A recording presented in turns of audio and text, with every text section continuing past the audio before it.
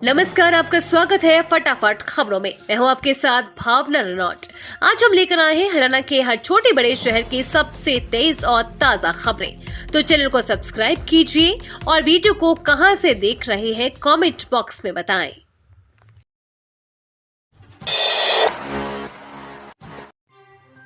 हरियाणा में सिर्फ 500 में मिलेगा सिलेंडर, फटाफट कर ले ये काम। आप सभी के लिए एक खुशी की खबर है कि प्रदेश सरकार द्वारा बीते कुछ दिनों पहले एक योजना की शुरुआत की गई है। वहीं इस योजना का नाम हर घर हर गृहिणी रखा गया है। इस योजना के मुताबिक लगभग 50 लाख बीपीएल परिवारों को मात्र 500 रुपए में गैस सिलेंडर दिए जाएंगे। इस योजना को 12 अगस्त 2024 को शुरू किया गया था। इस योजना के तहत प्रदेश में जितने भी गरीब परिवार हैं उनको कम से कम दाम में सिलेंडर उपलब्ध करवाना है। आधा घंटा देरी से होगा ऊंचाहार एक्सप्रेस का संचालन। 9 ट्रेनें अस्थायी तौर पर 3 स्टेशनों पर रुकेगी। उत्तर रेलवे ने बुनियादी ढांचे में सुधार व चंडीगढ़ स्टेशन पर निर्माण कार्य के चलते 19 से 24 अक्टूबर तक यातायात ब्लॉक लिया है। ऐसे में दिल्ली चंडीगढ़ रूट पर चलने वाली ट्रेन संख्या 14,217 ऊंचाहार एक्सप्रेस का संचालन 22 अक्टूबर तक प्रभावित रहेगा। प्लेटफॉर्म संख्या 1 से 4 पर निर्माण कार्य के चलते ऊंचाहार एक्सप्रेस को रास्ते में 25 मिनट रोककर चलाया जाएगा। सिरसा में वायु प्रदूषण का स्तर बढ़ा, स्वास्थ्य के लिए गंभीर खतरा। मौसम में दिखा स्मोक का असर, छाई धुंध की चादर। सिरसा में वायु प्रदूषण का स्तर तेजी से बढ़ रहा है, जिससे स्थानीय निवासियों के स्वास्थ्य पर गंभीर प्रभाव पड़ने की आशंका है। शहर का एयर क्वालिटी इंडेक्स 214 तक पहुंच गया है, जो खराब श्रेणी में आता है। बढ़ते प्रदूषण के कारण लोगों की आंखों में जलन और सांस लेने में दिक्कत हो रही है। विशेषकर बच्चों और सांस के मरीजों के लिए ये वातावरण खतरनाक साबित हो रहा है। हालांकि पराली जलाने का दौर अभी पूरी तरह से शुरू नहीं हुआ है, लेकिन वाहनों के प्रदूषण और अन्य स्थानीय कारणों से हवा की गुणवत्ता पहले ही खराब हो चुकी है। ग्राम ज्ञान केंद्र पर ताला लगाने से भड़के ग्रामीण, बोले विद्यार्थियों को दी जाए बेहतर सुविधाएं।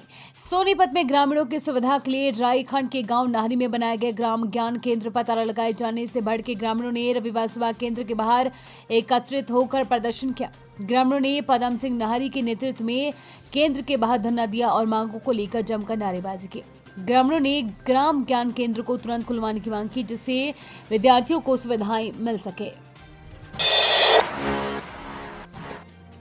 स्वयं सहायता समूह से जुड़ी महिलाओं के लिए तैयार होगा स्पेशल कराले। पंचायत ने उठाया खास कदम।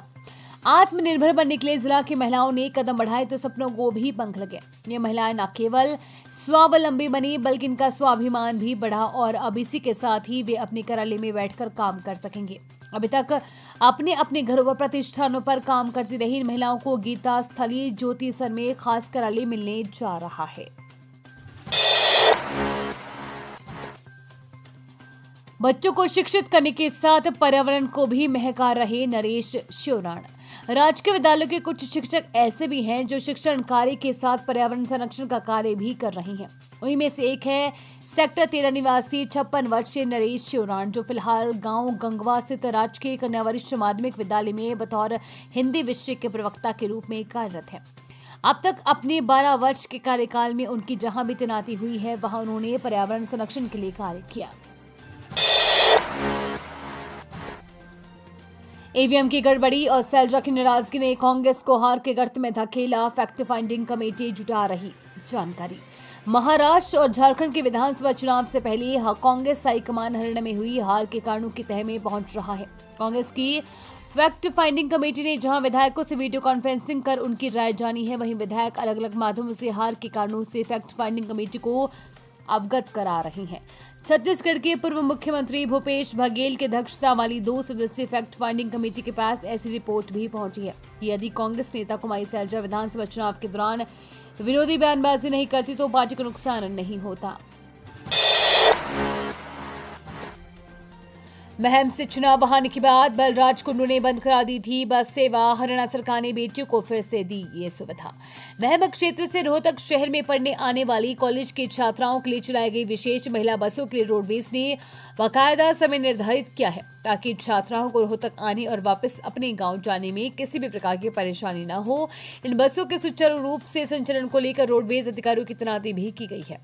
पुलिस ने पुष्टि की है कि आरोपियों की पहचान कर ली गई है और हरियाणा पुलिस के सहयोग से उन्हें हिरासत में ले लिया जाएगा। हरियाणा में नवनियुक्त कांस्टेबल को मिले बेल्ट नंबर। कैथल एसपी कार्यालय पहुंचे 104 के युवक युवती। 6 का केस अभी भी कोर्ट में। हरियाणा में विभिन्न सरकारी विभागों में चुने गए युवाओं को नौकरी ज्वाइन करवाने की प्रक्रिया शुरू हो गई है। कैथल में आज से हरियाणा पुलिस में लगे नवनियुक्त कांस्टेबल युवक व युवतियों की ड्यूटी ज्वाइन करा बेल्ट नंबर जारी किया जा रहा है। स्टाफ सिलेक्शन कमीशन द्वारा कैथल जिले में दूसरे जिलों के 100 पुरुष कैंडिडेट में 10 महिला कैंडिडेट को भेजा गया है। यहां अब तक 84 पुरुष कांस्टेबल को बेल्ट नंबर दे दिया गया है। हरियाणा में 24,000 पदों पर नहीं रुकेगी ज्वाइनिंग। हाईकोर्ट ने खारिज की भर्ती रोकने से जुड़ी याचिका। हरियाणा में तृतीय और चतुर्थ श्रेणी के 24,000 पदों का रिजल्ट जारी होने के बाद चयनित युवाओं को ज्वाइनिंग कराने का काम शुरू हो गया है। ज्वाइनिंग रोकने के लिए शनिवार को दाखिल याचिका को पंजाब एवं हरियाणा हाईकोर्ट ने पहली सुनवाई पर ही खारिज कर दिया। चयनित युवाओं की ज्वाइनिंग रोकने के लिए विपिन सागर ने हरियाणा सरकार एवं आने के विरुद्ध अधिवक्ता KDS हुड्डा के माध्यम से याचिका दाखिल की थी। हाईकोर्ट में हरियाणा कर्मचारी चयन आयोग ने अपना मजबूती से पक्ष रखा। पद्मनाभ स्वामी मंदिर से चोरी कर लाए कीमती बर्तन। हरियाणा से पकड़े गए 4 आरोपी। केरल के प्रसिद्ध श्री पद्मनाभ स्वामी मंदिर से कथित तौर पर कांस्य पात्र चुराने के आरोप में हरियाणा से 4 लोगों को हिरासत में लिया गया है। पुलिस ने रविवार को ये जानकारी दी। स्थानीय भाषा में उर्ली कहे जाने वाले पारंपरिक बर्तन का उपयोग प्राचीन मंदिर में पूजा और अनुष्ठानों के लिए किया जाता था। कैथल में फैल रहा डेंगू का प्रकोप। जिले में 14 नए केस मिले। डोर टू डोर सर्वे कर रहा है स्वास्थ्य विभाग। जिले में डेंगू व चिकनगुनिया को लेकर डोर टू डोर सर्वे जारी है। इस दौरान लार्वा और बीमारी से बचाव की जानकारी दी जा रही है। वहीं टीमें घर में रखे पानी के बर्तन, कूलर, फ्रिज, गमले, छतों पर रखा पुराना सामान, टंकी के पानी की जांच कर रही है। यहां लार्वा मिलने पर दवाई का छिड़काव कर नष्ट किया जा रहा है। वहीं बुखार से पीड़ित लोगों के खून के सैंपल लिए जा रहे हैं। सैंपलों को जांच के लिए नागरिक अस्पताल की लैब में भेजा जाता है। डेंगू की पुष्टि होने के बाद इलाज शुरू किया जाता है। अब तक जिले में डेंगू के 14 केस मिले हैं। रोहतक का सहारा आश्रम फिर चर्चा में आया। 15 दिन में 7 मरीजों ने तोड़ा दम। 6 की मौत PGIMS में हुई। रोहतक के सेक्टर 4 स्थित हरिओम सेवा दल के सहारा आश्रम एक बार फिर चर्चा में है। आश्रम में 3 माह बाद एक बार फिर 7 लोगों के मरने की खबर सामने आई है। इनमें 6 ने PGI के बेड पर और 1 ने आश्रम में दम तोड़ा है, जबकि 2 मरीजों की हालत नाजुक बनी हुई है। आश्रम प्रशासन ने मरीजों के बेहतर इलाज का दावा किया है कि ये मरीज हादसे में घायल हुए थे और शुरू से ही नाजुक हालत इनकी बनी हुई थी। 3 साल से लापता नवीन घर लौटा। परिजनों ने मनाई दिवाली जैसी खुशी। हुआ जोरदार स्वागत। हरियाणा के फतेहाबाद के टोहाना के शहर थाना परिसर में कुक सुशील रोहिल्ला का बोलने में असमर्थ दिव्यांग बेटा नवीन करीब 3 साल बाद घर लौटा है।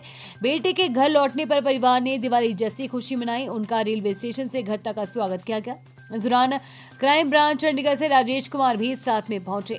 नवीन को केरल के कन्नौर स्थित आश्रम से लेकर आए हैं। सुशीला रोहिला ने बताया कि 28 सितंबर 2021 को उसका बेटा घर से लापता हो गया था। वे उसकी तलाश कर रहे थे, लेकिन कोई सुराग नहीं लग पाया। करीब 3 साल से हनुमान जी के मंदिर में अखंड ज्योति लगाई हुई थी। उन्हें पूरी उम्मीद थी कि उनका बेटा वापस मिलेगा। ये थी आज की फटाफट खबरें। हम मिलेंगे अगले बुलेटिन में। तब तक के लिए धन्यवाद और जय हिंद।